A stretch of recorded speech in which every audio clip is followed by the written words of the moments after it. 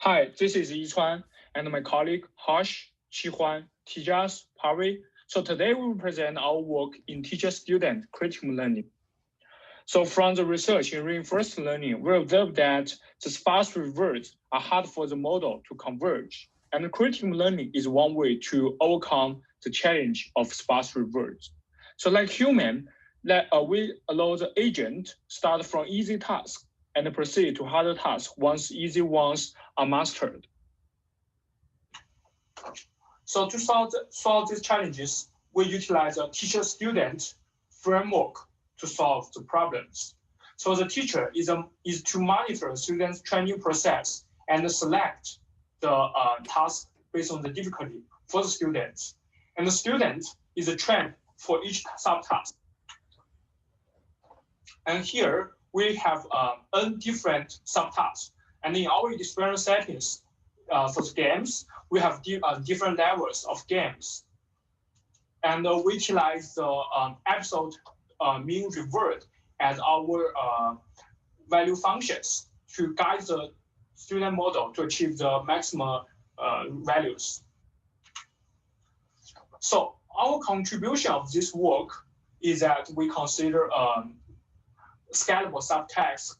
So since in the teacher-student critical learning, the experiment only utilizes 5 different subtasks, so the action space for the proposed method is limited. And also, they evaluate this model in one evaluation task. So the limited subtasks will also have the overfitting problems. Nothing we want to do is to dynamically update the model structure of the student model. We want for difficult tasks, student model can change the structure of the proposed method by increasing number of parameters in the model. We set 2 different experiments to achieve this expansion.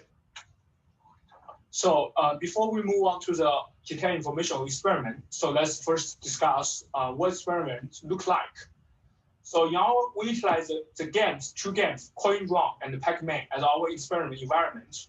And the game instance take an action and return new state, revert, and the observation to the model. So the student model try to maximize the revert through the gradient ascent, and the teacher model select the subtask, like the level of games based on the revert difference from the beginning to the end. So in our first experiment, we utilize a CoinRun. So this game contains thousands of variant game environments, and it is harder for the model to overfit the environment. For here, we randomly choose 100 levels of games as subtasks and test the model on the unseen 10 levels of games. So we can see 100 is greater than 5 and 10 is greater than 1.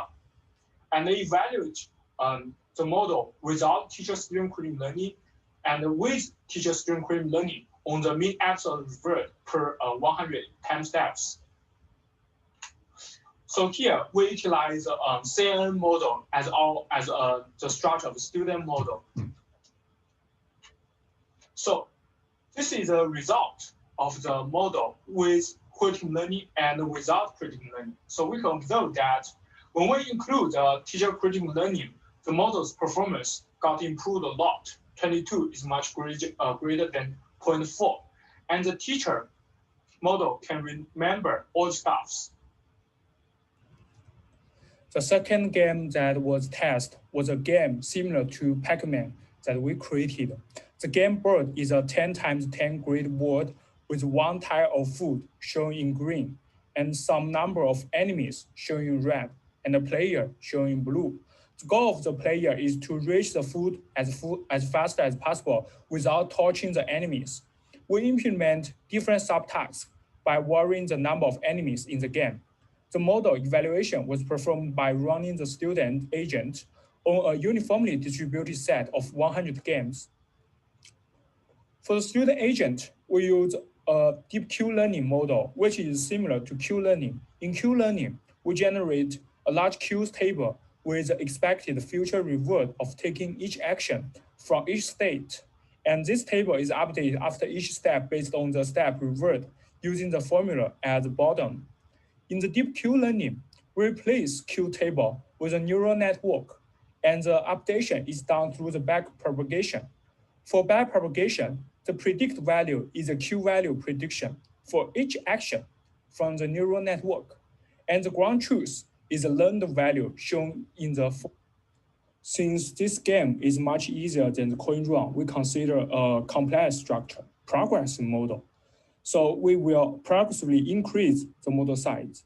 In the progressive GAN, it added the convolution layer and the fully connect layer from low resolution to high resolution pictures. So in our experiment, we add a new fully connect layer from the simple game to the hard difficulty games. So we'll finish most part of the coding, and it is just like for about 100 episodes, we will remove several layers and more layers into the model.